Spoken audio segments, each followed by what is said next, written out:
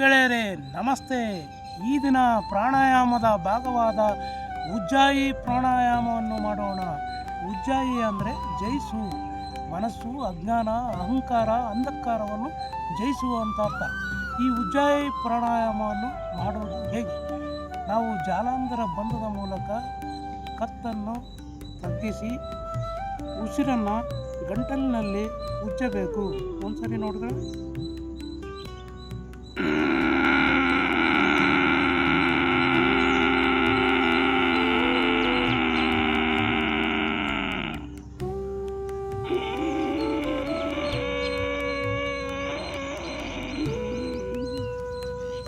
ಈ ಉಜ್ಜಾಯಿ ಪ್ರಾಣಾಯಾಮದಿಂದ ದೇಹದಲ್ಲಿರ್ತಕ್ಕಂಥ ವಿಷಕಾರಿ ಅಂಶಗಳನ್ನು ಹೊರಗಡೆ ಹಾಕುತ್ತೆ.